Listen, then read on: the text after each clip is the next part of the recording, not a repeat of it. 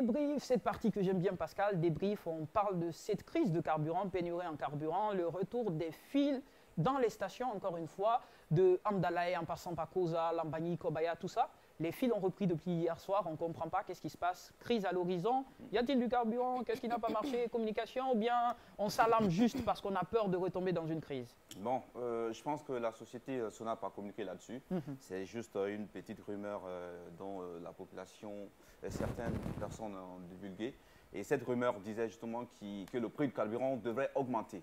Mais après, la société a communiqué. Ils ont fait sortir un communiqué justement où ils disaient que c'était juste une rumeur. Et aucun prix ne sera augmenté. Tu sais, généralement, quand c'est comme ça, les gens se précipitent. Ouais. Ah, le prix du carburant va augmenter, donc je vais me précipiter, aller à la station. Et si tout le monde se dirige, là, il y a la file d'attente qui se crée. Et c'est ce qu'on en a remarqué aujourd'hui d'ailleurs dans cette journée. Sinon, rien.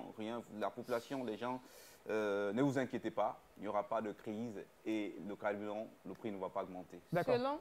Selon Pascal. Et selon le communiqué, hein, c'est pas selon moi. Selon le communiqué.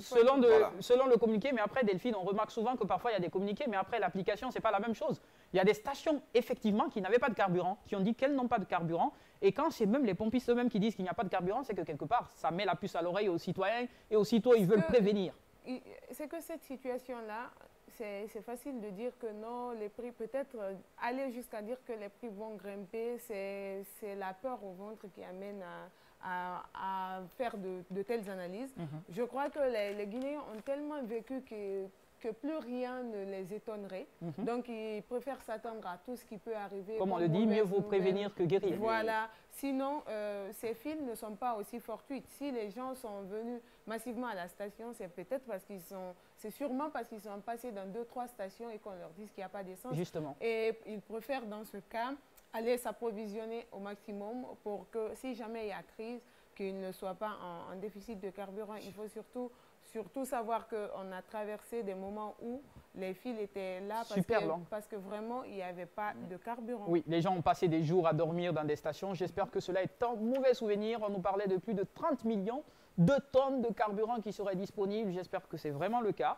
Ne vous alarmez pas, restez confiants aux autorités. Je sais que si Pascal avait une voiture, il aurait déjà fait le plein et venu dire sur le plateau, t'inquiète, il n'y a pas de crise de carburant, ça va pour tout le monde.